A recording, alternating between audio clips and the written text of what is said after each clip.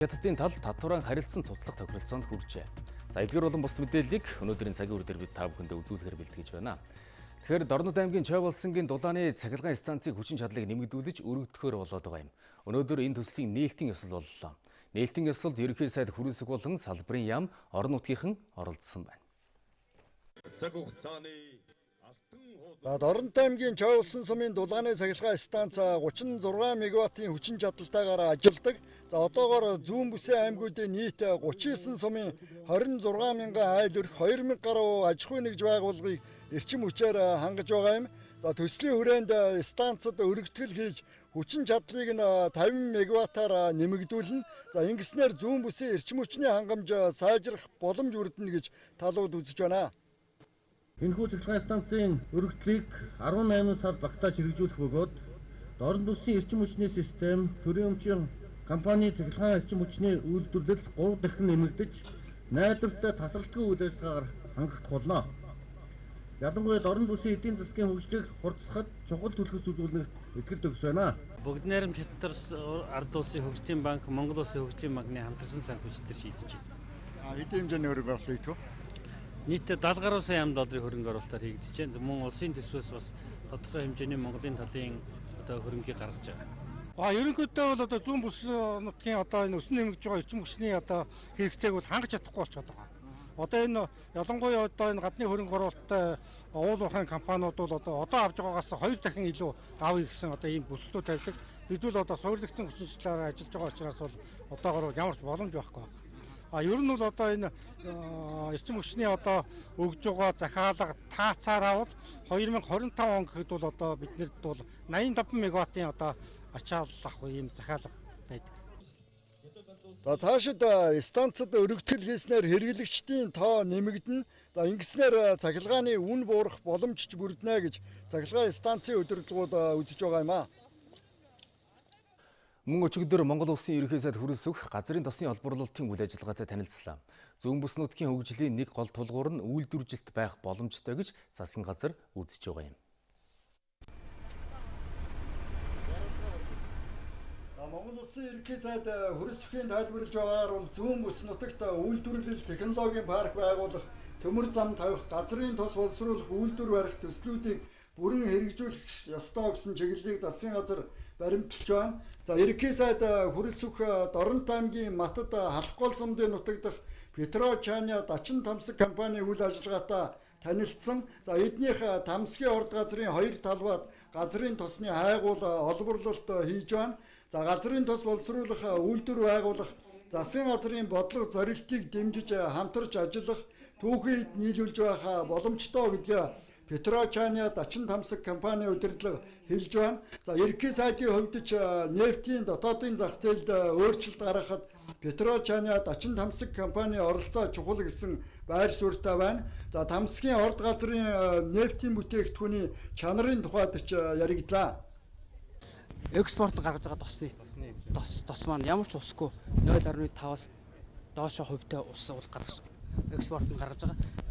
За харин үйлдвэрлэлийн зэрэгцээ байгаль орчныг хамгаалж нөхөн сэргээж байх нь хариуцлагатай компани нэг шинж гэдгийг ерөнхий сайд Петрочаня Дачин тамсаг компанийханд санууллаа. За улсын мэргэжлийн хяналтын газрын мэдээлэлээс үзвэл Петрочаня Дачин тамсаг компанитай засгийн газрын өмнө байгуулсан бүтээгдэхүүн хуваах гэрээг хууль журамд нийцүүлж зарим талын өөрчлөлтийг оруулах шаардлагатай гэж үзэж байна.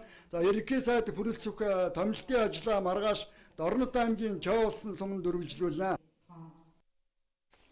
Улсын хурлын чуулганы нэгдсэн хуралдаанаар эх оны төсвийн төслийн 2 дахь хэлэлцүүлгийг хийлээ. Төсвийн тогтвортой байдлын зөвлөлийн зөвлөмжийн дагуу төсвийн зарлагыг 500 тэрбум төгрөгөөс 1.2 их найд төгрөгөөр бууруулж, төсвийн алдагдлыг багасгах бүрэн боломжтойгоог гишүүд илэрхийлсэн байна. За төсвийн захиран засварлалтанд анхаарч нийгэм тулгамдсан эрүүл мэнд, ажлын байрыг нэмэгдүүлэх, иргэдийг орон сууцжуулах асуудалд анхаарсан төсвийн бодлогыг гишүүд дэмжлээ. гишүүн Ажлын байрыг нэмэгдүүлэхийн тулд жижиг дунд үйлдвэрийг дэмжих ёстой. Улсын хурал хууль эрх зүйн орчныг шинжилж төслийн сонгон шалгаруулалтыг ил тод нээлттэй болгосон. Гэхдээ энэ сангаас олгож байгаа зээл нь 50 хүрэхгүй тэрбум төгрөг. Гэтэл зээлийн хүсэлт нь 400 тэрбум хэдийн давж орж ирснийг жижиг дунд үйлдвэрийг хөгжүүлэх сангийнхан илэрхийлж байгаа юм. Тиймээс эх оны төсөвт салбарын сайдын багцаас 50 тэрбум төгрөгийг жижиг дунд үйлдвэрийг хөгжүүлэхэд зарцуулах нь зүйтэй гэсэн санал гарсан юм. Жижиг дундын агентлаг байгуулах хэрэгтэй. 20 онд энэ талаар огт тусаагүй байгаа. Ер нь жижиг дунд гэдэг бол улсын хөгжлийн тулах цэг шүү. Одоо жижиг дунд үйлдвэрлэл эрхэлж байгаа хүмүүстэй уулзахад одоо бол энэ хуваарлдаг журамч нь бол боломжтой болсон. Ил тод болсон, нээлттэй болсон. Одоо ганцхан сангийнхаа хүртээмжийг нэмэгдүүлээд өгөөч л гэж байгаа. 2020 онд жижиг дунд үйлдвэрийн сангийн иргэн төлж 69 тэрбум төгрөг юм байлээ.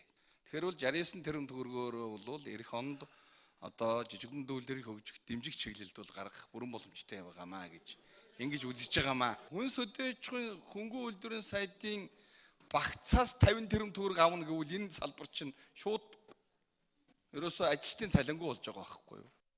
Жижиг дунд үйлдвэрийг хөгжүүлэх санхүүжилтийг нэмэгдүүлэхийн тулд салбарын сайдын багцаас 50 тэрбум төгрөг зарцуулахыг гишүүдийн олонхон дэмжсэнгүй. Гэхдээ цаашид санхүүжилтийн их усурыг нэмэгдүүлэхэд анхаарч байгааг жижиг дунд үйлдвэрийг хөгжүүлэх сангийнхан илэрхийлж байгаа юм. За мөн малчтын тэтгэврт гарах насыг 5 жилээр наашлуулж эмэгтэй 50, эрэгтэй 55 нас хүрээд тэтгэврт гарах хууль эрх зүйн орчин бүрдсэн. Хуулийг амьдралд хэрэгжүүлэхийн тулд тодорхой зохицуулалт хийх хэрэгтэй гишүүд хүндсэн юм. Нийгмийн даатгалын шимтгэлийн нөхөн төлбөрийг төлөхдөө хөдөлмөрийн хөлсний хэмжээг яг хэдээр бодож байгаа вэ? Доод хэмжээг. Энэ хууль батлагдаад хэрэгжээд явах 2020 оны 1 сарын 1-ээс бол хөдөлмөрийн хөлсний доод хэмжээ 420 мянган төгрөг болно. Хөдөлмөрийн хөлсний доод хэмжээг 420 мянгаар тооцож засгийн газар оруулж ирсэн байгаа. Энэ тооцоололоор нь төсвийн байнгын орон дээр санал хураагдаад төсвийн тооцоололууд хийгдсэн. 5 сая төгрөг өгөөд тэтгэрөө тогтоодог малчин гэж Монголд байхгүй. 2 сая 800 хэд мянган төгрөг 10 жилийн тасарснаа өгөөд л ингэ болох юм байхгүй. Ингүүл наад орж ирэх мөнгө чинь ч одоо бас нэг гараад энд байгаа нэг олон иргэдийн одоо жилд 2-3 мянгаараа тэтгэрөө тогтоолох чадахгүй насан туршаад байгаа тэр малчтын аймаг нэг төгс шийдэх юм аа. Олон хүүхэд төрүүлсэн шалтгаанаар эрт тэтгэврт гарсан хүмүүсийн тэтгэврийг 50 мянган төгрөгөөр нэмэх боломж бүрдсэн. Хэдийгээр энэ нээжүүдийн алдсан боломж амьдралын чанарт шууд нөлөөлөхгүйч төсвийн боломжиндоо тааруулан нэмэгдүүлж байгаа гишүүд хэлж байна. Цаашид ч үе шаттай нэмэх хэрэгтэй хүнсэн. Эх оны төсвийн төсөлд хавдар судлалын үндэсний төвийн хүчин чадлыг нэмэгдүүлэх, хавдрын эрт илрүүлгийн санхүүжилтийг нэмхийг гишүүд дэмжлээ. Улсын хурал дахь ардчилсан намын зөвлөлд төсвийн зарлага данхаасан үр ашиггүй хөрөнгө оруулалт байгаа асуудлыг хөндөж тавьсан юм. За 2020 оны улсын төсвийн төслийг 3-4 дахь хэлэлцүүлэгт бэлтгэж эх 7 хоногт багтаан эцэслэн батлах юм. Улсын хурлын өнөөдрийн чуулганаар 6 элчин сайдыг чөлөөлөж тэдний оронд улсаа төлөөлөж ажиллах шинэ элчин сайд нарыг томилох тухай ерөнхийлөгчийн зөвшөөрлөх саналыг хэлэлцэж дэмжлээ. Монгол улсын ерөнхийлөгч Баттулга 6 элчин сайдыг зөвшөөрөх албан бичгийг улсын хурлын даргад хүргүүлж, Оросын холбооны улс, Таиланд, Швед, Польш, Куб мөн нэгдсэн үндэсний байгууллагын дэргэд суугаа онц бөгөөд бүрэн эрхт элчин сайдыг томилох асуудлыг улсын хурал өнөөдөр хэлэлцсэн юм. Монгол улсын ерөнхийлөгч бүрэн эрхийнхээ хүрээнд Монгол улсаас бүгд найрамдах Куб улсад суугаа онц бөгөөд бүрэн эрхт элчин сайд Цэдэн Дамбын Батбаяр, бүгд найрамдах Польш улсад суугаа онц бөгөөд бүрэн эрхт элчин сайд Нэмхийн Бата, Таиландын Ванд улсад суугаа онц бөгөөд бүрэн эрхт элчин сайд Төмөрхүүлгийн Төгс Бэлгүн, Шведийн Ханд улсад суугаа онц бөгөөд бүрэн эрхт элчин сайд Очрын Их Цэцэг, мөн Монгол улсаас нэгдсэн үндэсний байгууллагын дэргэд суугаа онц бөгөөд бүрэн эрхт элчин сайд Сүхбэгийн Сүхбол нарыг эргүүлэн татахаар оруулж ирснийг гишүүд дэмжлээ. Ингээд Монгол улсаас Оросын холбооны улсад суух онц бөгөөд бүрэн эрхт элчин сайдаар Дулам сүрэнгийн давааг, бүгд найрамдах Куб улсад суух онц бөгөөд бүрэн эрхт элчин сайдаар Шагдрын Бат цэцгийг, мөн бүгд найрамдах Польш улсад суух онц бөгөөд бүрэн эрхт элчин сайдаар Бархсын Доржийг, Таиландын Хант улсад суух онц бөгөөд бүрэн эрхт элчин сайдаар Амар санаагийн Төмрийг, Шведийн Хант улсад суух онц бөгөөд бүрэн эрхт элчин сайдаар Төвдөн Доржийн Жан Базрыг, Монгол улсаас нэгдсэн үндэсний байгууллагын дэргэд суух байнгын төлөөлөгчөөр Воршлавын Инх болд нарыг тус томилох асуудлыг зөвшөлдсөхөөр ирүүлснийг гишүүдийн олонх дэмжлээ. Эдгээр нэр дэвшигчид дипломатын шалгуурыг бүрэн хангасан гэж ерөнхийлөгч Баттулга үзсэн юм. Тэд Монгол улсын язгуур эрх ашигыг хамгаалж улсаа төлөөлөн сууна.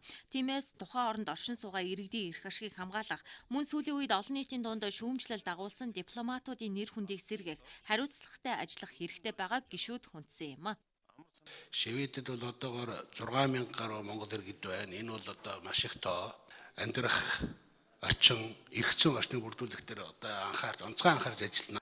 Жижиг дунд үйлдвэр тэдний хооронд холбоо тогтоох асуудлыг ер нь юуны өмнө хөөцөлдөж ажиллана. Хариуцлагатай өндөр албан тушаалд томилогдсон тохиолдол энэ толгуур баримтчгууд одоо гадаад бодлогын талаар тусгасан энэ чиглэлүүд өдөр тэмжээг бол хэрэгжүүлж бол ажиллана. Энэ оны 9 сарын 3-нд байгуулсан ижүүрэн стратегийн түншлэлийн гэрээний хэрэгжилтийг хариулахаар дөрвөн хэсэг чиглэлээр ажиллана гэдэг. Техникийн биотехнологийн чиглэлийн одоо чиглэлээр маш их өндөр хөгжсөн энэ улсаас бол манай эмсүүд бол суралцчих боломжийг илүү нээчих юм бол зүгээр юм болов гэсэн ийм л юм дотроо төлөвлөө яваад байгаа. За юуны төрөнд бол хөдөө аж ахуйн гаралтай бүтээгдэхүүн экспортыг нэмэгдүүлэх, мөн экспортын бүтээгдэхүүн нэг төрлийг олшруулах тал руу ажиллана гэж бодож байгаа. Гишүүдийн хувьд эдгээр нэр дэвшигчдийг дэмжиж байгаагаа илэрхийлсэн. Гэхдээ энэ удаа 6 нэр дэвшигчээс нэг нь л эмэгтэй. Тиймээс цаашаа гендерийн асуудалд анхаарах хэрэгтэй гишүүн оюун чимэг хүндсэн юм. Ер нь энэ элчин сайдын төвшөнд бэлтгэгдсэн эмэгтэй дипломатчд хэр байна вэ? Одоо ингээд харахад нэг 2-оос илүү ер нь орж ирэхгүй эмэгтэй энэ дипломатчд уг нь хэл ус мэрэгжил ур чадварын хувьд ямар ч төвчөнд ажиллаж чадах чадвар бол байгаа гэж би хардаг. Өөртөө загдсан газар майцсан юм шиг болж байна. Элчин сайд нарын дунд эмэгтэй хүн цөөхөн байна гэх. Үнэ маш сайн ажилдаг, маш чадварлаг, ажилдаа үнэнч тийм эмэгтэйчүүд бол байгаа. Тэднийг оруулж ирэх ёстой. Тэгээ би оруулж ирэх бодлогыг барьж ажиллана. Зарим улсад суугаа элчин сайдыг томилох асуудлыг улсын хурлаар зөвшөөрсөн тухай санал хураалтын дүнг Монгол улсын ерөнхийлөгчид албан бичгээр хүргүүлэх юм. Мөн өнөөдрийн чуулганы хуралдаанаар санхүүгийн зохицуулах хорооны дарга Монгол банкны ерөнхийлөгчийг үүрэгт ажлаас нь чөлөөлөх асуудлыг хилцэх байсан. Дээрх асуудлаар Монгол ардын намын бүлэг ажлын 5 хоногийн завсарлага авсан юм. Монгол улсын ерөнхий сайдын нэрэмжит Токио Олимпийн сангийн цом аялуулах удирдамжийг Монгол улсын ерөнхийлөгч Батуулгад өнөөдөр гардууллаа. 2020 оны зуны Олимп, Параолимпийн наадамд бэлтгэх үндэсний хорооны тогтоолоор үндэсний шигшээ багийн тамирчдыг дэмжих, бэлтгэх сургалтыг чанартай явуулахад санхүүгийн дэмжлэг үзүүлэх зорилгоор Токио Олимпийн сан байгуулагдсан ажиллаж байгаа юм. Тус сангийн цомыг уламжлал ёсоор 21 аймаг 9 дүүргийн засаг даргаад гардуулан орон даяар аялуулж байсан бол энэ жил анх удаан Монгол улсын ерөнхийлөгч Монгол улсын их хурлын даргаад гардуулахар болсон юм.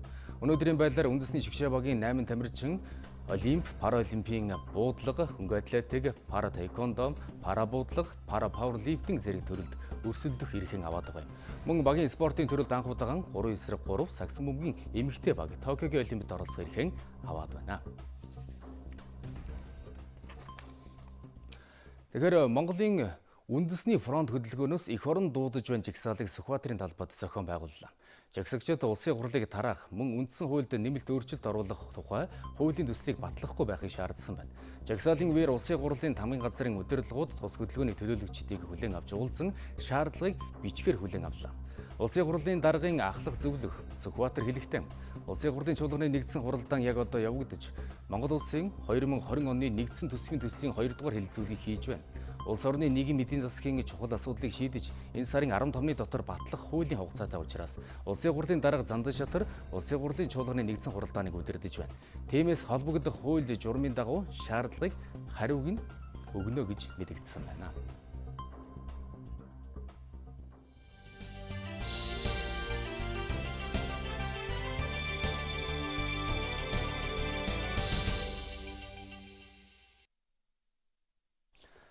Цагийн хүрдийг сонгуулж байгаа үзэгч та бүхэнд баярлалаа. Мэдээллийн цааш үргэлжлүүлье. Монгол улсын хилээр их хэмжээний хар тамхи мансууруулах бодис нэвтрүүлсэн Нигер улсын иргэдэд холбогдох хэргийн шүүх хурал өнөөдөр боллоо. Энэ хэрэгт холбогдох Адеколо, Алова Сен Азиз, за мөн Аназа Арлингтон Тон, ариун зул нарт холбогдох эрүүгийн хэргийг Шингэлтэй дүүргийн эрүүгийн анхан шатны шүүх хүлээн авсан байна. Шүүх хурал өнөөдөр 13 цагт эхэлсэн ч шүүгдэгч ариун зулын өмгөөлөгч хэргийн материалтай танилцах хүсэлт гаргасан тул шүүх хуралдааныг 12 дугаар сарын 2-ны өдөр хүртэл хойшлуулжээ. Тэгэхээр сүүлийн жилүүдэд тамхи татаж байгаа хүний нас улам залуужж за хүүхдүүд утаад тамхинд дондох болсон байна. Тамхи нэг л удаа шохооргож татсан хүүхэд дондох эрсдэл өндөр байдаг гэдгийг судлаачид сануулж байгаа юм.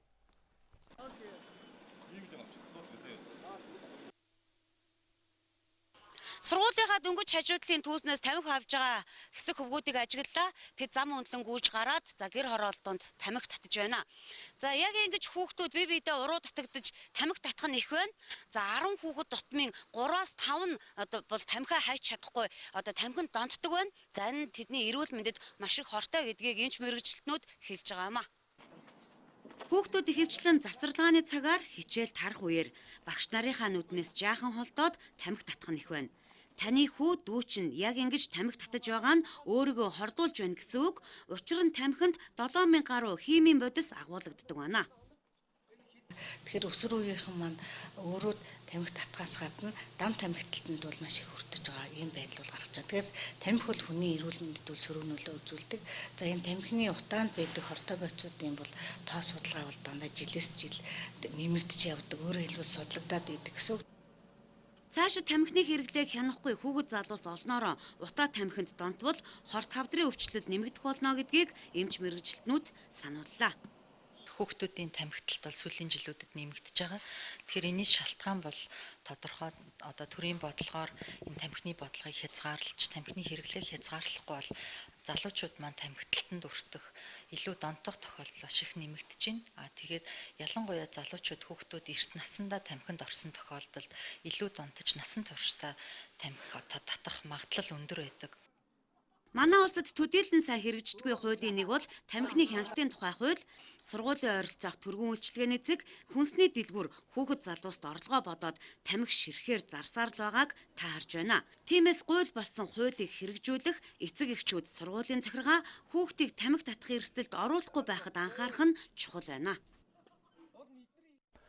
5 толгой гашуун сухад бомбын чиглэлд 14,000 гаруй хүнд даацын автомашин нүүрсний тээврт явдаг байна. За нэг машин 100 гаруй тонн ачаа тээвэрлэж байгаа юм. Гэтэл хүнд даацын автомашиныг мэргэжлийн жолооны үнэмлэхгүй тээврийн компаниудад бүртгэлгүй жолооч нар барьж тээвэр хийдэг зөрчил их гардаг байна.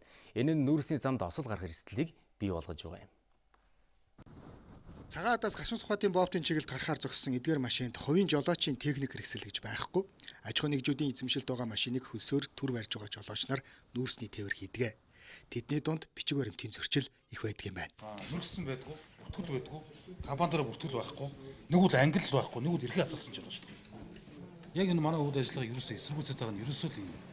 Шинэ өвөр Монголын жолооч мэрэгсэн жолоочийн үнэлэхийн эрхэн дуусчихсан байхад гашуун сухатын бомбоор нүүрсний машин бариад ороод ирсэн байх үед нь саатуулсан байна. Би энэ жил шинэ компаниад шинэ юу шалгахгүйсэн нэг л хийсэт. Тэгээд зөрчилтэй гэдгээ та ер нь мэдэхгүй явж байв. Мэдгүй тэрний янда битэр бичгийн онц гэж юм мэдгүй. Манай Монгол жолооч нарыг мэрэгсэн үнэлэхтэй, англитэй ийм бүрэн жолоочоор танах тээвэр хийдгээ. Ийм шаардлага тавих хэрэгтэй. Тий хоёр улсын хооронд хилцээрэл хилцэх хэрэгтэй. Манай жолооч нарын дунд ч ийм зөрчил их байдаг. Улс хоорондын буюу олон улсын дунд тээвэрлэлт хийхэд 23-аас дээш насны иргэд тээвэрлэлт хийх хэрэгтэй. Гэтэл 20 хүрээгүй залуучууд хүн даацын машин бариад явах тохиолдол цөөнгүй гардаг. Өглөөнөөс хойш бид манай хайцагчдээр одоо нэг 20-30-аад тэрэг шалрууллаа. Одоо энэ цай бол 10-аад бичгүүрийн тул хуваагдсан байна. Одоо өдрүүл 2 цагт бомбтаар авчиж шийднэ. Одоо ингэж хийчихгүүд энэ регистртэй хүн уртнасаа өгтөө ган эрдэнэ гэх тийм үү. Руншин шан компани дээр тойн тулд ургийн өгтөө гээд ингээ руншин шан компани дээр үндсэн жолоочоор бүртгэлтэй байгаа байхгүй юу. Ингээд бүртгэлтэй гараад ирнэ. Ингээд л одоо асуудалгүй байх юм бол манайх явуулж байгаа. Хотээр үндэсний төвөөс жолооч нарт 3 шаардлага тавьдаг. Нэгдүгээрт мэргэжлийн жолооч байх ёстой. Улс хоорондын дунд тээвэр хийх эрх авсан байна. Үүнээс гадна ямар нэгэн аж ахуйн нэгжид харьяалтай байх ёстой. Энэ шаардлагыг хатуу баримтлах болжээ. Зүгээр ямар ч харьяалгүй жолооч нар эндээс машин бариад урагшаа гараад машинаа орхиод шал өөр машин шууд бариа гараад ирдэг. Тэр машины одоо техникийн бүрэн бүтэн байдал нь алдагдсан уу, хангагдсан уу тэр нь бол юу ч мэдэгддэггүй. Дээр нь жолоочийн ажил амралтын дэглэм энэ горин зөрчигдөж байгаа. Тухайн жолооч ингээд ерөөс амрахгүй явсаар байгаад машин дотроо амраад машин дотроо унтаад очрлж байгаад унтаад ингэж явсаар байгаад нэг л мэдгэд ядаргаан ороод ерөөсөө шууд осолд өртдөг. Гашуун сухад ганц бомбын чиглэлд нүүрс тээвэрлэлт хэвээ явж байна. Өмнөх жилүүдэд нүүрс очсон хүн даацын машин 100 гаруй километр урт дараалал үүсгэж жолооч нар олон хоног машиндаа хондог байлаа. Өнөөдрийн байдлаар цагаагаад гашуун сухатын чиглэлд 10 гаруй километр газар л жолооч нар дугаарлаж байна. Өдөрт 6000 орчим машин хилээр гардаг байна. Шатаж байсан гэрээс 3-аас 14 насны хүүхдүүдийг гаргаж галын аюулаас аварсан таксины жолооч Хишигдал үйлчлүүлж байсан иргэн Баасан Доо нарыг хүний эрхийн үндэсний комиссаас хүний эрхийн төлөө тэмдгээр шагналаа. Тэд 2 хоногийн өмнө үрийн 4 цагт цоочтой гэрт шатаж байсан хүүхдүүдийг галаас аварсан юм. Тиймээс хүний амьд явах эрхийг хангасан онцгой гавьяаг нь хүндэтгэн хүний эрхийн үндэсний комиссийн дээд шагнал болох хүний эрхийн төлөө тэмдгээр шагнаж байна гэж албаныхан онцоллоо.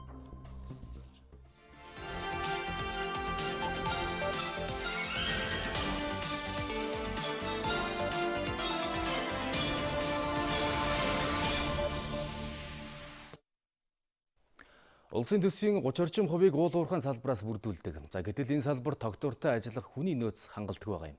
Өнөөдрийн байдлаар 52 мянган гаруй иргэн уул уурхайн салбарт ажиллаж байгаа бол эх 4 жилийн хугацаанд 50 мянган ажлын байр шинээр бий болно гэсэн тооцоо гарсан байна. Ажил олгогчийн шаардлагад нийцсэн мэрэгсэн боловсон хүчнийг бэлдэх боломж байгаа хэсэг талаар бид сурвалжилсан юм. Уул уурхайн ажил олгогчид ингэж цахим хуудасаар дамжуулан ажлын байрны зар түгээж ажилтай хайх нэмэгдэжээ.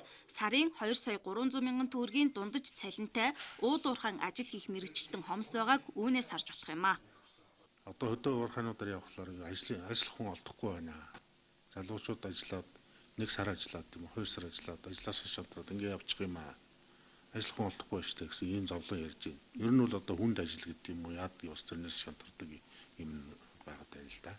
Улсын хэмжээнд идэвхтэй ажиллаж байгаа 400 уурхайд 52 мянга гаруй иргэн ажиллаж байна. 2024 он гэхэд уул уурхайн салбарт ажиллагчдын тоо 100 мянга болж нэмэгдэнэ гэсэн судалгаа байгаа.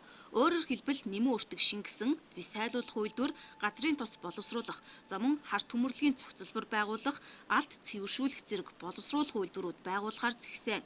Гэтэл бид өнөөдрийн зах зээлээ хангах хэмжээний экскаватор, бульдозерын оператор, гагнуурчин, өрмийн туслах зэрэг наад захын ажилтнуудыг хангалттай бэлтгэж хөдөлмөрийн зах зээлд нийлүүлэхгүй байгаагийн дээр мехатроникийн мэргэжилтэнг дотооддоо бэлтгэж чадахгүй байна.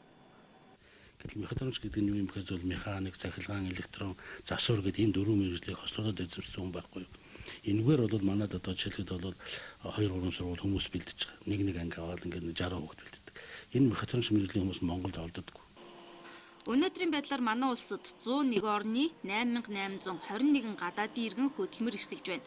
Үүний 3066 иргэн уул уурхайн салбарт ажиллаж байгаа юм. Манай Монгол улсад бараг 70 уурхай эрхэлжсэн тохиолдлууд бол хэцүү хүн байт юм байна. Тэрэн дээр бол яхаар байхгүй одоо гадны улсууд, гадны мэргэжилтнүүд. Тэгээд нөгөө орж ирж байгаа тоног төхөөрөмж, техникүүд нь бол бас сүүлийн үеийн юмнууд ороод ирэхээр манад бэлтгэгдсэн тэр тоног төхөөрөмж нь байхгүй, тэр тоног төхөөрөмжүүдийг бэлтгэдэг учраас тэрэн дээрээ заавал ихний ээлжинд одоо бас тэр өндөр мэргэжлийн улсууд нэрт дагалдвал. Ажил олгогчдын зүгээс шаардлагатай мэргэжилтнийхээ захиалгыг өгч төр бодлогоор дэмжихгүй бол ирэх жилүүдэд ашиглалтанд орох уул уурхайн томоохон төслүүд ажиллах хүчний хомсдолд орох эрсдэл байгаа гэллээ. Дармаг аймагт одоо газрын төсвөл суртахуулаар ашиглалтанд орох гэж байна. Энэ үйлдвэр 24 онд, 23 онд орно гэж байна шүү дээ. Одоо хүний бэлтгэхгүй бол одоо уужаа хоцорч шүү дээ. Жилд 3 их найт төгрөгийн орлого төвлөрүүлдэг уул уурхайн салбарын боловсон хүчний бодлогыг урт хугацаагаар төлөвлөх шаардлагатай байна. Манай улс 2025 он гэхэд жимсний хэрэгцээний 10%-ийг дотоодоос хангахаар зорж байна. Улсын хэмжээнд хүнсний ногоо жимсний салбарт 2000 аж ахуйн нэгж 20 мянган орчим үйл ажиллагаа явуулж байгаа юм байна. За өнөөдөр салбарын тулгамдж байгаа асуудлуудаа хэлэлцэж шийдвэрлэх арга замаа тодорхойлсон байна. Монгол улсын ерөнхий сайд хүрд сүхийн ивэлдор зохион байгуулсан хүнсний ногоо жимсгэн тариалагчдын улсын зөвлөгөөний хүрээнд хүнсний ногооны хэрэгцээг дотоодоос хангах хувь хэмжээг нэмэгдүүлж, усалгаад тариалан хүлэмжийн аж ахуй жимсний тариалалтыг хөгжүүлэхэд төр хувийн хэвшил хэрхэн хамтрах талаар төлөвлөгөө зорилтоо тодорхойлсон байна. Хүнсний ногоо жимсгэн тариалагчдад тулгардаг хамгийн том хүндрэл нь хураас нь жимс ногоогоо тогтмол борлуулах сүлжээ байдаггүй. Намар ургацын эд үе дууссаны дараагаас жимс ногоогоо өөрийн өртгөөс доогуур үнээр борлуулж ашиггүй ажиллах эрсдэл үүсдэг. Үүнийг шийдэх нэг гарц нь бөөний худалдааны зах байгуулах. Улаанбаатар хотод бөөний худалдааны дуудлага худалдаа явуулдаг юм зах байгуулах чиглэлээр техник эдийн засгийн үндэслэлд боловсруулагдсан Улаанбаатар хотоос 10 орчим газар өгөгдсөн байна. Тэгэхээр энийг одоо 20 оноос цаг алдалгүй ажиллах асуудал маш чухал байгаа. Борлуулалтыг дэмжих өөр нэг арга нь ногоочд болон боловсруулах үйлдвэр хоорондоо бүтээгдэхүүн нийлүүлэхэд хамтран ажиллах боломжтой. Үүний тулд кадастрын системийг хөгжүүлэх хэрэгтэй байна. Дотоодын нийт үйлдвэрлэл бол 23% эзэлж байгаа бол импортын бүтээгдэхүүн 77% эзэлж байна. Эннээс харахад бол бид бүхэн бас энэ импортыг бууруулах тал дээр илүү их төр засагтайгаа нийлж байгаад илүү бодлого боловсруулж ажиллах нь илүү үр дүнтэй юм а гэж бодож байна. Энэ өвлийн хүлэмжийг дөрвөн барих шаардлагатай одоо санхүүжилтийг нэлээд урт хугацаатай хөө багтаагаар бидрэг дэмжиж өгвөл бид бас үйлдвэрлэл явуулж боломжтой юм а гэж бол харагдаж байна. Манай улс жилд 20,000-аас 25,000 тонн жимс жимсгэн импортоор авч байна. Одоогоор манай улс тариалсан болон байгалийн жимс нийлээд дотоодын 7-8% хангадаг. 2025 онд энэ хэмжээг 10%, 2030 он гэхэд 15-аас 20% хүргэх зорилттой байна. Яст болоод өрт жимсүүд алим чавга тоорч гэдэг юм манай оронд бол ургуулцаатай. За нөгөө талаар ганцхан ил талбад биш хүлэмжийн аж ахуйд тарьж ургуулах үзээлзэг нь усан үзэм гэдэг юм уу одоо ийм жимсийн нэр төрлийг нэмэгдүүлэх юм шаардлага байна гэж ингэж үзэж байгаа. Ойрын жилүүдэд энэ салбарт үр суулгацын чанар хангамжийг сайжруулах, жимс жимсгний суулгац үржүүлгийг нэмэгдүүлэх, борлуулах үйлдвэрлэлийг хөгжүүлэх зэрэг бодлогоор дэмжих ажил олон байгааг салбарын сайд танилцууллаа. Энэ байгалийн одоо энэ өөрчлөлтөөгөө дасан зогсож байгаа нэг хэлбэр бол одоо бид энэ нөлөөллөөс одоо юу гэдгийг хохирол байгаа амсгахын тулд услагаатай тариалангийн талбайг нэмэгдүүлэх ёстой. Ер нь одоо эрчимжсэн хөгжлийн зорилтыг хангах үндэс маань ерөөсөө техник технологийн ололтонд л суурилна гэсэн үг. Ингэж л одоо энэ зорилттой хүрнэ. Тийм учраас одоо энэ газар тариалангийн салбарт бол хамгийн сүүлийн үеийн одоо дэвшилтэд техник технологиудыг бид хэрэглэх учиртай. Хүнсний ногоо жимс жимсгэн тариалагчдын улсын зөвлөгөөнд хот хөдөөгийн нийт 400 гаруй төлөөлөл оролцож санал бодлоо солилцлоо. Тоон маш их байдаг. Дээрээс нь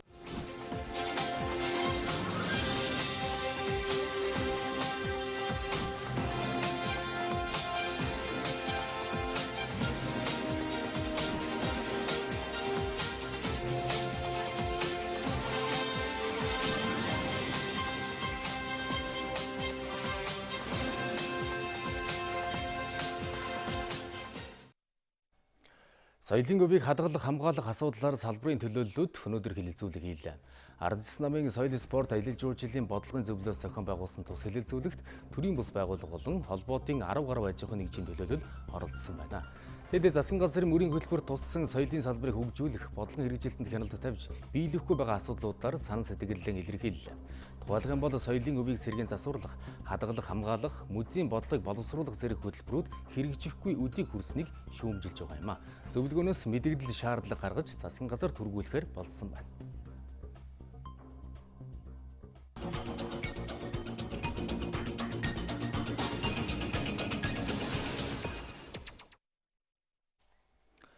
Тэгэхээр жилээс жилд цаг агаарын төлөв байдал өөрчлөгдөж биднийг илүү хариуцлагатай байхыг шаардаж байна. За гэтэл малчдын өвлийн бэлтгэлийг 1980 оны үетэй харьцуулахад хэд дахин буурсан үзүүлэлт гарсан байна.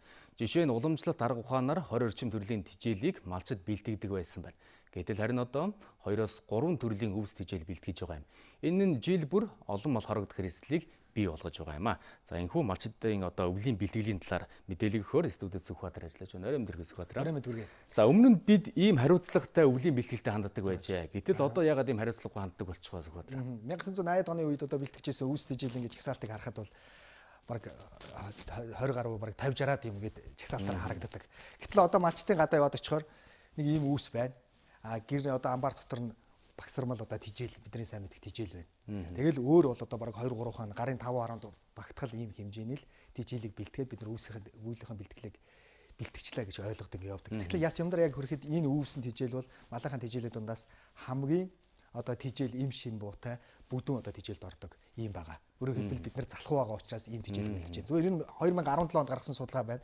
66 сая малтай байхад бид нар ийм хэмжээний өвс тижээлийг бэлтэж байна. Энийг улсын хэмжээнд одоо танилцуулахдаа бид нар өвлийнхэн бэлтгэлийг 90% хангацлаа ч юм уу. Ингэж хангаж байтал манай одоо энэ хөдөө аж ахуйн сургуулийнхны сүүлдээ ингээд тооцоо гаргахад тижээлийн дутагдал малд 50-60% ийм одоо дүн үзүүлэлт гарч ирсэн. Өөрөөр хэлбэл айлын гадаа нэг өвс нэг хэдэн боодлого өвс тавиад нэг одоо хэдэн уут тижээл тавиад ирэл өвлийн бэлтгэл биш юм а. Эндээ цаана нь малчид өөрсдөө гар аргаараа маш олон тижээл одоо бэлтгэдэг байжээ. Зүгээр уламжлалт аргаараа үзэхэд бол 100 орчим ийм тижээлийг малчид өөрсдөө бэлтгэдэг байсан. Одоо бидний хамгийн ад үздэг шарилжаар хүртэл малын тижээл бэлтгэх юм боломж болцоог өнөөдөр хөдөө аж ахуйн сургуулийн одоо ингээд судлаа явж байгаа. Энэ тухай яриаг одоо хүргэе. Сүүлийн жилүүдийн аваад үзэхдээ ер нь тэжээлийн нэр төрөл маань хомсд цөөрж байна. Тэр дундаа өмнө нь бэлтгэж сурсан байсан тэжээлүүдийн маань бэлтгэж байгаа хэмжээ багасч байна. За энэ дундаа бол дарж гэдэг асуудал бол малын тэжээлийн гол шүүс тэжээлийн хангамжийн болсон даржны асуудал бол нэлээд их хаягдж орхигдож байна. Энд одоо бас нэг график харагдаж байна. Бэлчээрт яагаад нэмэгдэл тэжээл хэрэгтэй юм бэ гэдгийг зүгээр харагдаж байгаа юм л да. Ийм хань одоо яг үеийн үед хээлн хүндэрч явах үед тэрийг одоо ингэ тижээхгүй бол амьдын жин 3 дахин буурч идэг юм байна. Хавар яг төлөж явах үед сүүний гарцсан 75-аас 80% одоо буурч идэг. Жилбүү төлөж яах гэж мал их ярьдаг өнөдг шууд сүүгүүд төрөх магадлал их байдаг юм байна. Ноосны гарц нь 200 г-аар дундчаар багасч идэг. Хурганы амьдын жин нь 8-аас 11% багасч идэг. Зүгээр энийг зүгээр эцсийн дүндэн тоо судалгаа энэ дээр ингэ үзэхэд манай одоо бийг үзэж байгаа одоо төлөг болох гэж байгаа хураг бол нэг 10 орчим килограмм байдаг. Тэгтэл олон улсын дундчаар 16 кг, бараг 5-6 кг-аар илүү байгаа. Яагаад гэх юм бол ийм нэмэгдэл тэжээл дутагдж байгаа учраас өнөөдөр одоо малын амьдын жин ийм одоо бага байгаа хэл жишээ. Тийм учраас бид нар малынхаа тэжээлийн одоо төрөл зүйлийг нэмэгдүүлэх зайлшгүй шаардлагатай байгаа. Биднэрт бол энийг хийж чадчихсан уламжлалт ухаан бол байдаг байгаа. Одоо албаны үгнээ яриа хүргэе. Орон нутгийн түүхий эдийг ашиглан Монгол малчид маань 100 гаруй нэг төрлийн тэжээл бэлтгэдэг уламжлалтай байсан. За тэгэхээр иймд өнөөгийн нөхцөл бид тэжээлийн бичээрийн далхагдалд оройтод улам нэмэгдэн тэжээлийн нөөц хомсцоор байгаа өнөөгийн нөхцөл бид тэр орон нутгийн түүхий эдийг ашиглан тэжээл бэлтгэдэг энэ аргыг одоо сэргээж ашиглах явдал нэн чухал байгаа юм аа. Хэрвээ ингэж чадах юм бол одоо малын тэжээлийн нэр төрөл олшрох, чанар хангамжийг нэмэгдүүлэх одоо боломж бүрднэ гэсэн үг. Түрүүн дурддагдаад өнгөрсөн. Одоо ч гэсэн Улаанбаатар хотынхны хашаанд одоо гэр ороолын одоо ургадаг тэр шарилжийг бид нар устгах байна. Хамрын одоо энэ харьцлагыг олон зүйлээр тэрийг өдөө бид нэр хайчилж аваад хотондоо очиж тэжээл хийх одоо боломж байна л гэдэг зүйлийг манай эрдэмтэд өнөөдөр ярьж байгаа. Яг өнөөдөр хөдөлмөрийн хуваарлалтаа ингэж хийдэг, ингэж хариуцлагатай ханддаг, одоо хувийнхаа бэлтгэл ингэж хийдэг. Улс одоо манай төрийн зүгээс ч гэсэн ингэж анхаардаг ийм боломж бололцоо, ийм нөхцөл нь өнөөдөр бас алга байна. Энэ нь өнөөдөр мал аж ахуйг өнөөдөр маш их эрсдэлтэй бий болгож байгаа. Жил болгоно нэг сая орчим мал одоо хорогдож байгаа гэсэн ийм тоо судалгаа байдаг. Хичнээн одоо үнэтэй жил байсан ч гэсэн сая гаруй мал хорогдож байна. Энэ нь бол одоо мал аж ахуй, нүүдлийн аж ахуй, одоо бэлчээрийн аж ахуй ямар эрсдэлтэй байгааг л нэг илэрхийлээ байгаа. Баярлалаа. За баярлалаа Сүхбаатар. Үзэгчдээ өнөөдрийн хөдөө аж ахуйн болон та бүхэн манаас тгүүлж Сүхбаатар малчдын өвлийн бэлтгэлийн асуудлаар мэдээлэл өргөлөө. Монгол улсын үндэсний аюулгүй байдлын үзэл баримтлал 3-4-2 Хүнсний аюулгүй байдал 3-4-2-ын 2 Монгол хүний амьдралын зайлшгүй хэрэгцээд хүнсний бүтээгдэхүүний 70-аас доош хувийг дотоодын үйлдвэрлэлээр тогтвортой хангах техник эдийн засгийн арга хэмжээ авна. Цагийн мэдээллийн хөтөлбөр үргэлжлэн та бүхэнд хүрч байна. Тэгэхээр аутизмтай болоод хөгжлийн бэрхшээлтэй хүүхэдтэй ажиллах 1000 багшийг бэлтгэж эхэлсэн байна. Ингэснээр сургуульд хамрагдаж чадахгүй байгаа 4000 орчим хүүхэд үе тэнгийнхэнтэйгээ хамт суралцах боломж бүрднэ гэж боловсролын салбарынхан мэдээлж байна. Аутизм бол өвчин биш. Тархины үйл ажиллагаа саатах нэг төрлийн эмгэг төдийгүй нийгмийн харилцааны бэрхшээл гэж үздэг. Аутизмтай хүний 30 гаруй хувь нь хэл ярианы бэрхшээлтэй байдаг.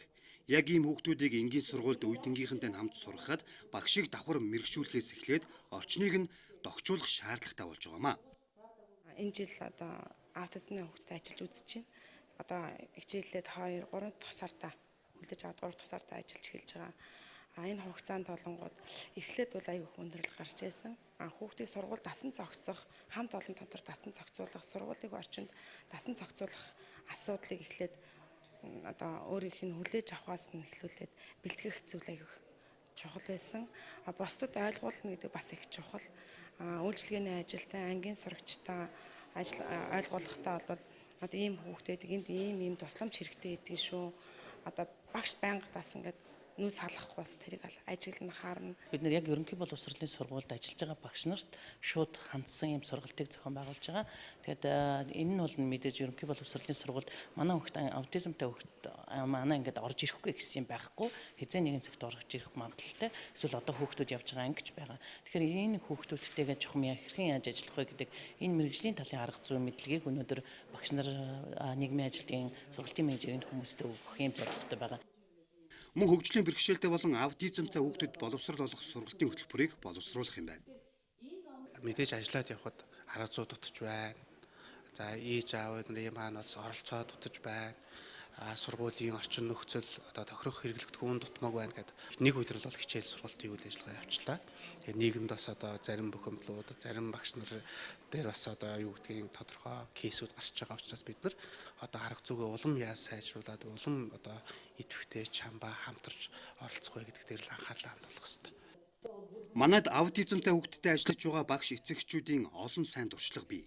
Энэ сайн дуршлага арга барилыг түгээн дэлгэрүүлэх хэрэгцээ шаардлага байгааг холбогдох байгууллагууд тайлбарлаж байсан юм а.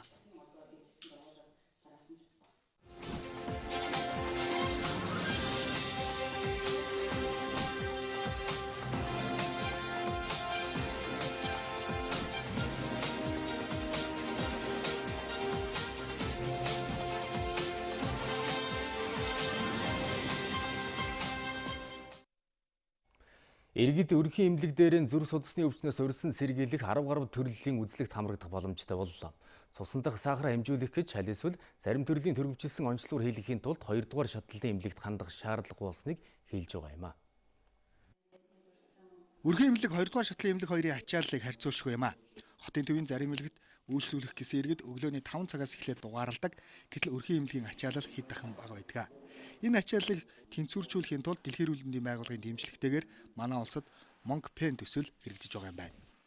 Анхан шатны эрүүл мэндийн байгууллагууд болох өрхийн эрүүл мэндийн төв, сумын эрүүл мэндийн төвд үзүүлэх нь бол илүү одоо нэгдүгээрт хүндээ хүрхийн, хоёрдугаарт нь бол явдал чирэгдэлгүй байхын, гуравт нь бол энэ одоо улсын хэмжээний үйлчлэгээтэй том эмнэлгүүдийнхээ одоо ачааллыг бууруулахад үр дүнтэй.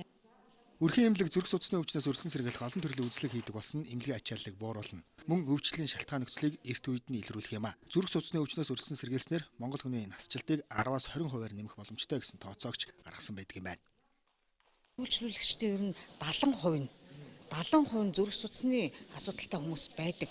Тэн дотроо бол одоо сүүлийн үед залуучууд нэлээ ихсэж байгаа. За дээрх төсөл нь Дархуул аймгийн 3 сум, нийслэлийн Сонгон архин дүүргийн 8 өрхийн эрүүл мэндийн төвд хэрэгжиж шин тооногдох хөрөмжийг өгч байна. Нийслэлийн Баянзүрх дүүргийн шавь төгсөлбөр сургуулийн өргөтгөлийн барилга ашиглалтанд орлоо. Эгэснээр 3 ээлжээр хичээлж байсан сургууль 2 ээлжээр хичээллэх юм. За барилгын ажилд улсын төсвөөс нийтдээ 3.5 тэрбум төгрөг зарцуулжээ.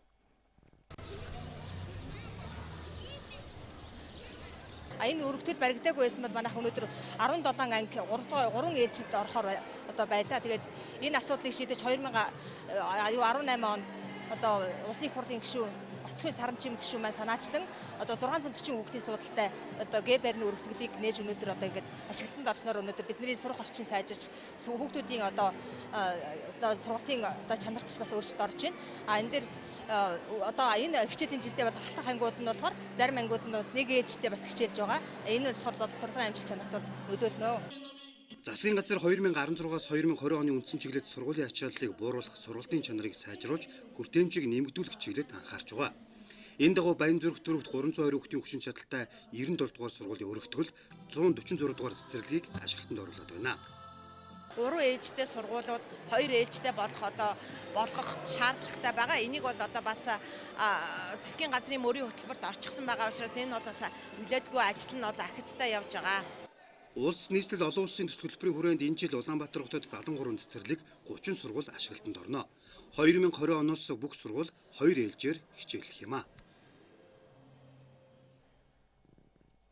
Монголын үндэсний олон нийтийн радио телевизийн уран бүтээлчид гендрийн мэдрэмжтэй сэтгүүл зүй сургалтанд хамрагдлаа. Хэвлэл мэдээллийн салбарын мэдээ сурвалжлага, нэвтрүүлэг бэлтгэхтэн хүүсийн тэгш байдлыг хангаж чадвал тухайн улс орны хөгжилд тустай гэж судлаачид үзэж байгаа юм. Тухайлбал сэтгүүлчид гэр бүлийн хүчирхийлэлд өртсөн эмэгтэйг сурвалжлахдаа хохирогчийг илүү их онцлон давхар эрхийг нь зөрчдөг. Улмаар мэдээг үтсэн иргэд буруу ташаа дүгнэлт хийдэг. Харин гендрийн мэдрэмжтэй сэтгүүл зүйн чиг хандлагаар сурвалжлуул мэдээг бусад их сурвалжуудаар баяжуулах, хохирогчийг олон нийтэд зарлах бус нууцыг нь хамгаалахад анхаарч энэ төрлийн гэмт хэрэгээс бусдыг сэргийлэх тал дээр гол санаагаа өгдөг байна. Эмэгтэйчүүд өөрсдөөсөө болж хүчирхийлэлд өртдөг гэдэг түгээмэл буруу ойлголт байдаг. Дээрэс нь ядуурт өртсөн нийгмийн эмзэг бүлгийнхэн хүчирхийлэлд илүү өртдөг гэдэг бас буруу ойлголт байдаг. хүйсийн тэнцвэрт байдлыг хангаад мэдээ хийсэн бол бас илүү үр дүн, илүү одоо хэлэх гээд байгаа санаагаа гаргах ийм одоо боломж бас байж идэг харагддаг. Тэгэхээр яг өнөөдрийн гендрийн үндэсний хорооноос хийж байгаа энэ сургалт бол биднийг ажиллаа хийхдээ дадал хөвшил болгож яг энэ гендрийн эрхтгч байдлыг яаж хангах уу гэдэг дээр бол илүү сайн ойлголтуудыг өгч байна. Мэдээлэл яг үнэн зөвөр болон одоо гендрийнхаа одоо мэдлэгийг тогтсон одоо ингэж тэнцвэртэй бариагүйгээс л болоод зөвхөн эмэгтэйчүүд бас давмгаалж хорч зөвхөн дандаа биш давмгаалж эмэгтэйчүүд маань хоржуулаад байна гэдгийг л бас энэ сургалтаар бас давхар ойлгож авах шиг болж байна да. Энэ удаагийн сургалтыг гендрийн үндэсний хороо Монголын үндэсний олон нийтийн радио телевиз хэвлэлийн үрэлэн хамтран зохион байгуулсан юм а. Цагдагийн байгууллага 2019 оны шилдэг хэсгийн төлөөлөгчдийг шалгаруулж шагнал гардууллаа. Энэ жил 311 хэсгийн төлөөлөгчөөс ажлын туршлага, мэргэжлийн ур чадвараар 16 хэсгийн төлөөлөгч шилдгээр шалгарсан байна. 2013 онд хууль сахиулахын их сургуулийг эрх зүйч цагдаагийн ажилтнаар суралцж төгссөн Өмнөговь аймгийн Ноён сумын хэсгийн төлөөлөгч цагдаагийн Ахмад Дүлгөөн ажил мэргэжлийн ур чадвараараа бусдыгаа тэргүүллээ. Анх Тусын аймгийн Баянтлаа сумд ажиллах томилолт өөрчлөсөн тэрээр Хөдөөгийн сумд хэсгийн төлөөлөгчөөр 6 дахь жилдээ ажиллаж байна. Олон залуучууд над чиг амьдарч байгаа. Би ерөөсөө ийм бэ, тийм бэ гэж бэрхшээл тооцоолчлоо. Ингмээр байна. Ер нь энийг ингэх хэрэгтэй байна гэд бол бүтэх талаас нь ярих бодох дуртай. Гэр бүл зохиогоод нэг охинтой одоо тэгээд намайг хаана ажиллана яг тэр газар л хамтаагаа явах. Тийм л юм байгаа да. Шилдэг хэсгийн төлөөлөгчийг автомашин, мотоцикл, компьютерээр шагнаж урамшууллаа. Цаашид хэрэг зөрчлөөс урьдчилан сэргийлэх хариуцлагатай үүрэг хүлээсэн ажилтнуудын нийгмийн асуудлыг шийдвэрлэх тал дээр анхаарч ажиллах юм байна. Цагдаагийн ажлын цаана зүгээр нэг гэмт хэрэг асуудал байдаг. Монгол төр оршин тогтнох уу үгүй юу? Монгол төр мөнгө, шунал, эрх мэдэл гураас сул байж чадах уу үгүй юу гэдэг асуудал энэний цаана байдаг. Цагдаа шиг байхлаар иргэдийн амгалан тайван байдал, төрийн тогтвортой байдал аяндаа зөвшөөрөд явцдаг. Хэсгийн төлөөлөгчийн гэр бүлийн хүнийг ажлын байрт олгох, амьдрах орон байрны асуудлыг үр дүнтэй шийдвэрлэх тал дээр цагдаагийн байгууллага анхааран ажиллаж байна. Монгол Улсын их сургуулийн санаачлан боловсролын манлайлал 2019 нэгдсэн өдөрлөгийг зохион байгууллаа. Энэ үеэр төрийн өмчийн ихтэй сургуулиудын сургалтын орчин, эсэлтийн талаарх мэдээллийг авах боломжтой юм. Ерөнхий боловсролын сургуулийн төгсөх ангийн сурагчдад ирээдүйн мэргэжлийн зөв сонгоход өнөөдрийн өдөрлөг чухал нөлөө үзүүлж байна. Сурагчдын хамгийн их сонирхож байсан зүйл нь тухайн сургуулийн сургалтын орчин нөхцөл, материалын бааз, техник тоног төхөөрөмжийн хүртээмж байлаа. Ихтэй сургуулиуд эсэлтийн мэдээлэл өгөхөөс гадна ажил мэргэжлийн чиг баримжаа олгоход зөвлөгөө өгсөн юм. Бүх төвшний хөтөлбөрийн сурталчилгаа явагдаж байгаа. Өөрөөр хэлбэл бакалаврын өдрийн анги, орой очныгийн анги, магистр, докторийн анги гэсэн энэ одоо үзэсгэлэнгүүд явагдаж байгаа.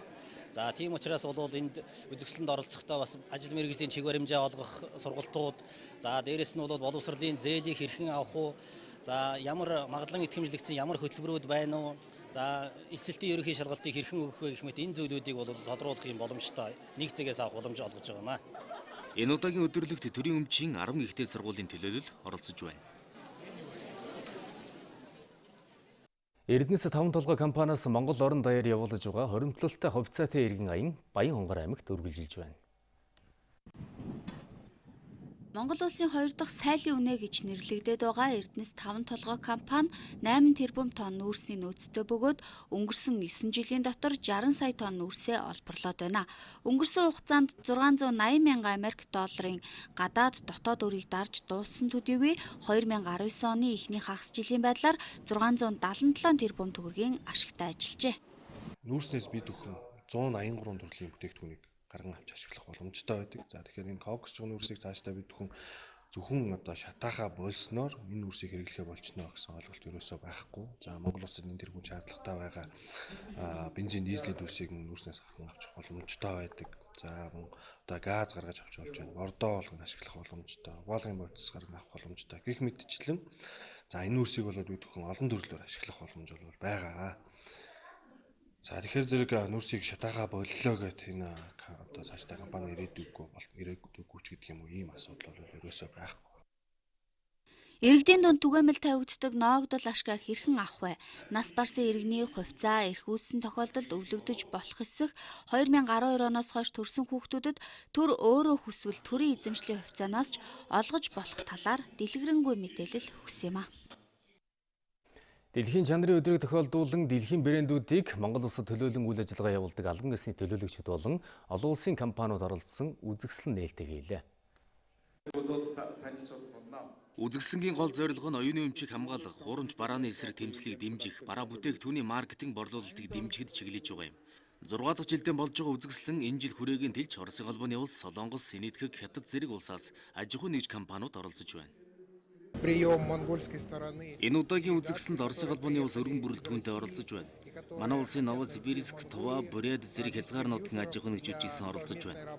Хамгийн гол нь Монголын хэрэглэгчид чанартай худалдан авалтыг дэмжиж, үйлдвэрлэгчдийн оюуны өмчийг худалдан авалтаараа дамжуулан дэмжиж байна гэж ойлгож болно. Үзэсгэлэнгийн үеэр бүгд найрамдах Хэнэтхэг улс, Оросын холбооны улсын компаниуд болон хамтран зохион байгуулагч төрийн байгууллагууд гайлын бүрдүүлэлт, татврын орчин, оюуны өмчийн эрхийн хамгаалалтын талаар танилцуулга хийх юм. Үзэсгэлэнд зохион байгуулагч Мишель Экспо компаниас гадна бүгд найрамдах Хэнэтхэг улсын үндэсний дээд танхим, гадаад орнуудтай харилцах ажил хэргийн болоод Монгол улсын төрийн байгууллагууд оролцож байна. Үзэгчдээ цагийн мэдээллийн хөтөлбөр олон улсын мэдээлэлээр үргэлжлэн та бүхэнд хүрч байна. Мэдээллийг өгөхөөр манай таймч төвшин жаргал студид бэлэн болсон байна. Арай өндөргөө. Арай өндөргөө. Үзэгчдэд арай өндөргөө. За тэгэхээр энэ цаг мөчид олон улсын хэвлэл мэдээллийн анхаарлын төвд байгаа ямар мэдээлэлээр өнөөдрийн цагийн үрдэ гэлж байна? За Америкийн нэгдсэн улс Хятадын худалдааны хилцээтэй холбоотой мэдээллийг үзэгчдэд өвний түрүүнд хүргэе. За Америкийн нэгдсэн улс Хятад улсууд худалдааны маргаантай асуудлаар яриа хэлцээний эхний шат амжилттай дуусах юм бол импортын гайлын татваруудад харилцан цуцлах тохиролцоонд хүрсэн байна. За энэ тухай хэлцээнд оролцогч хоёр талын төлөөлөгчид мэдгдсэнийг хэвлэлүүд өнөөдөр онцолж байгаа. За Хятадын худалдааны яамнаас хоёр тал татваруудаа үе шаттайгаар цуцлах тохиролцоонд хүрснийг мэдээлсэн юм а.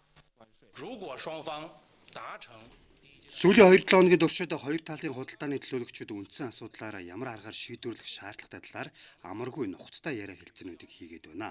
Үүний үр дүнд гэрээ боловсруулах явцдаа уялдуулан импортын гайлын нэмсэн татваруудаа үе шаттайгаар цуцлах тохиролцоонд хүрсэ. Энэ нь зах зээлийн хүлээлтийг докторжуулахад таатай нөхцөл бүрдүүлэх болно. Мөн Хятад Америк нэгдсэн улс төдийгүй дэлхийн эдийн засагт ч үйлдвэрлэгчид төдийгүй хэрэглэгчид таатай байх болно.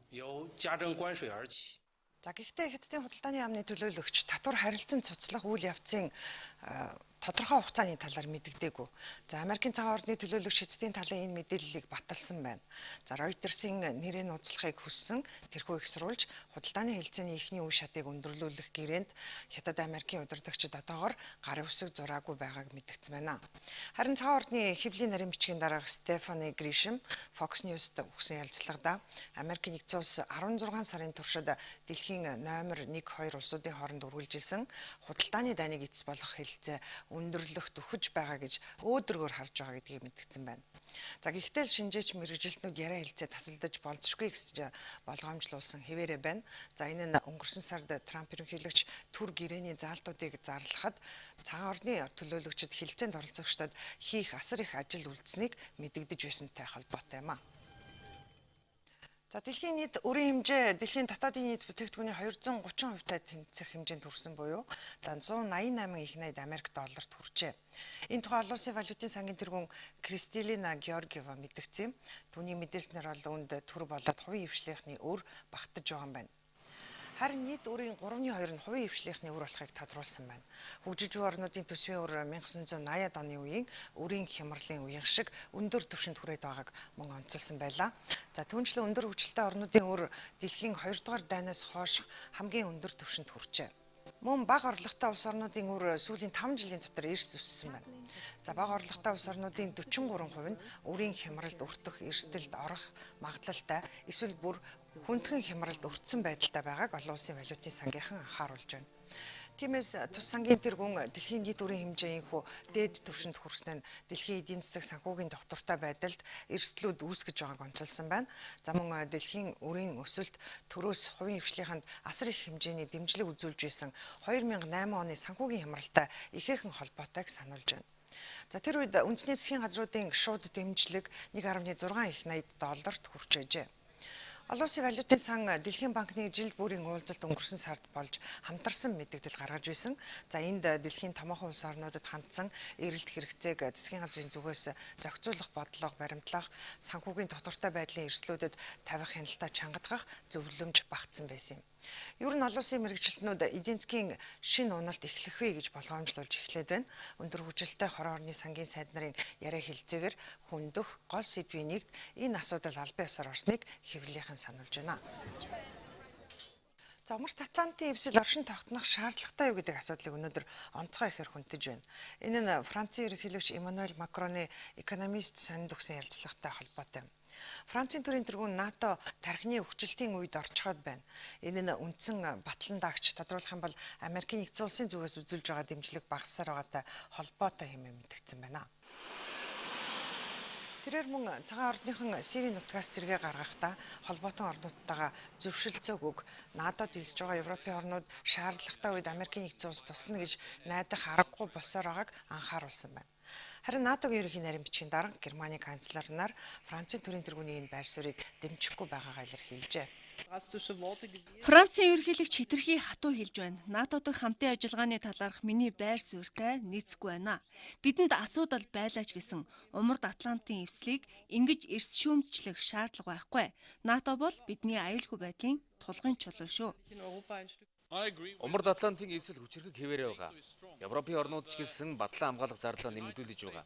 Америкийн нэгдсэн улс мөн Европ дахь хүчнийхээ тоог нэмэгдүүлж олон сургуулиуд хийж байна. Бид хамтдаа ажиллаж хамтдаа нийтийн аюулгүй байдлаа бэхжүүлж байгаа. Хойд Америкаас биднийг тусгаарлаж, эвслийг сулруулах оролдлого нь өөрөө Европыг сулруулах юм аа. За энэ хооронд чинжээч мэрэгжилтнүүд НАТОгийн үүрэг оролцоонд эргэлзэх хэрэгэлзээ яагаад дахин төрөх болов гэдэг асуултанд хариулт өгөхийг чармааж байна. Сирийн нутгаас зэрэгэ гаргах Трамп ерөнхийлөгчийн шийдвэр Европын холбоотнуудынх нь хувьд гинтийн тооцогдож байсантай холбоотой гэж нэг талаасаа тайлбарлаж байна. За ер нь бол ерөнхийлөгч Трамп НАТОгийн гишүүн орнуудыг батлан хамгаалах хангалттай зардал гаргадаггүй. Америкийн тусламжаас хэд хараад гэдэг шүүмжлээд өгнүүлж ирсэн нь дотоод санал зөрөлдөөн ихсэг болсныг баталдаг юм аа. За Нью-Йорк хотын шүүх ерөнхийлөгч Трампыг хувийнхаа буйны буюу хандивын сангийн хөрөнгийг улс төр бизнесийн ашиг сонирхолд ашигласан буруутай гэж үзсэн байна. Энэ тухай болоод бусад мэдээллийг одоо та бүхэндээ товчоор хүргье. Нью-Йоркийн шүүх ерөнхийлөгч Трампад буйны хэд хэдэн байгууллагад нийтдээ 2 сая Америк доллар төлөх торгуулийн шийтгэл оноосон байна. За Нью-Йоркийн ерөнхий прокуророос гаргасан нэхэмжлэлийг шүүн хилцээд ийм шийдвэр гаргасан юм. За шүүх Трамп ерөнхийлөгчийг сонгуулийн сурчлагаанд ажиллаж байсан хүмүүсээ буйны сандаа ажиллуулж намын дотоод сунгаа баг хурал ахмадуудтай хийх уулзалтын хөрөнгө мөнгө босгоход даачилсан гэдэгт одоо буруутгагдсан байна.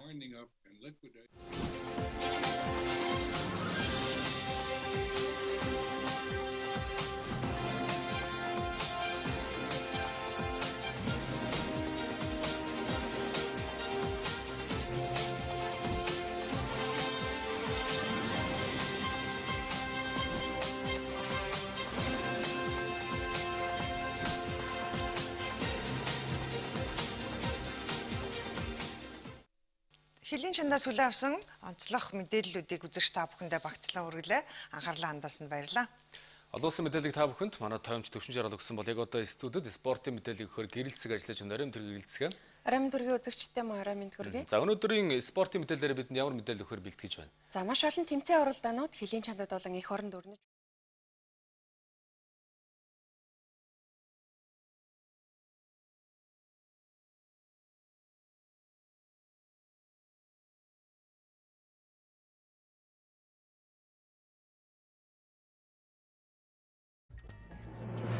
Монголын мэдээ хөтөлбөр шинжлэгдлээ.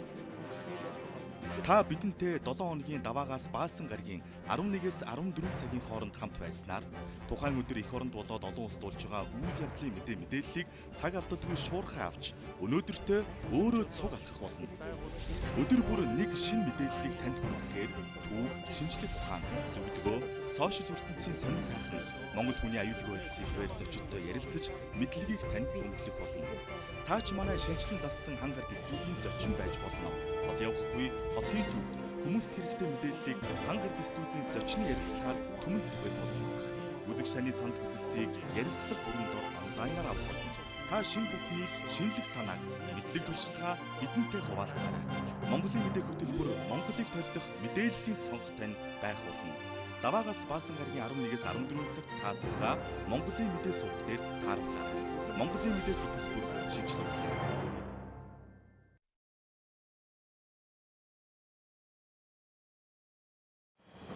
Засгийн газраас Монгол улсын урт хугацааны хөгжлийн бодлогыг боловсруулж эхэлсэн.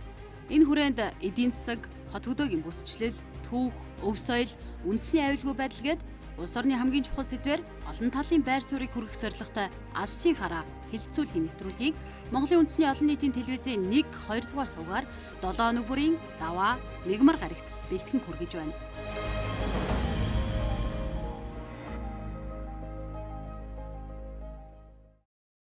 Латрин талбай хан гэрдорд Монголын мэдээ сувгийн ярилцлагын төв зэг. Үйл явдлын халуун зэг яг эзнээс нь хамгийн чухал ярилцлага энд өрнөж учир шалтгаан бодит байдлыг нэмэлт тачиргүй бид танд хүргэнэ. 7 хоногийн даваагаас баасан гарагуудад 11-ээс 14 цагийн хооронд тухайн өдрийн үйл явдлын гол баатартай бид хан гэрд студид ярилцах болно. Шинжлэх ухаан, түүх, Монгол хүний аюулгүй байдал, сошиал ертөнцийн сонин сайхан зөвлөгөө мэдээлэлч энэ студиэс мэрэгжсэн багийнхны тайлбартайгаар танд хүрнэ. Сулбаатрийн талбай хан гэрд ордог. Монгол улсын нийслэл, Монгол орны төв зэг.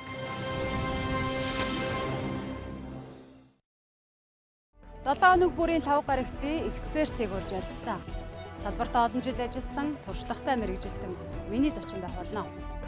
Бид улс төрчихгүй.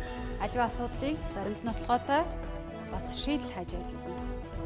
Экспертийн цаг 5 гараг бүр танд хүрнэ.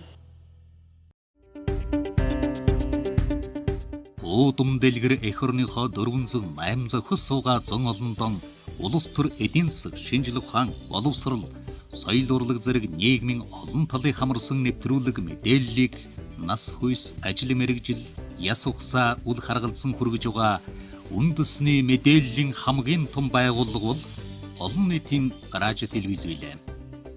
Олон нийтийн радио телевиз үзэг сонсогчдын хэрэгцээ шаардлагад нийцсэн нийтлэл нэвтрүүлэг мэдээ сурвалжлагыг бэлтгэн хүргэхдээ хуулиар тогтоосон хэмжээтэй зар сурталчилгааны орлого, төсвийн дэмжлэг радио телевизийн нэвтрүүлгийн үйлчилгээний хураамжаар санхүүждэг. Эдгээрээс голлох хэсэг нь иргэдийн төлдөг радио телевизийн үйлчилгээний хөлсөөр бүрдүүлдэг юм. Радио телевизийн хураамжаар цагтанд тулж үндэсний олон нийтийн радио телевизийн дэмждэг. Сэтгүүлч, сурвалжлагч, уран бүтээлчид тэнцвэртэй мэдээлэл түгээхдээ улс төр бизнесийн бүлэглэлээс хараа тусаар ажиллахад та бидний төлдөг энэ багахан төлбөр хамгийн чухал нөхцөл нь болдог. Хууль зааснаар олон нийтийн радио телевизийн нэвтрүүлгийн үйлчилгээний хөлсийг нийтийн антенн, өөрийн сансрын хүлээн авах, нэвтрүүлэх станц, кабелийн телевизийн шугамтай эсхээс үл хамааран айл өрх байгууллага аж ахуй нэгжид радио хүлээн авагч телевизээр тус үрээр тооцногдуулна. Энэхүү төлбөрийг олон нийтийн радио телевизийн үндэсний зөвлөлийн саналыг хянан үзсний үндсэн дээр засгийн газраас тогтоодог. Хэрэглэгч бүр үүргэн биелүүлж, ургах нарыг хамт дан угтаж, урсах амьдралд эрч нэмэх олон нийтийн радио телевизээ дэмжицгээе. Монголын үндэсний олон нийтийн радио телевиз.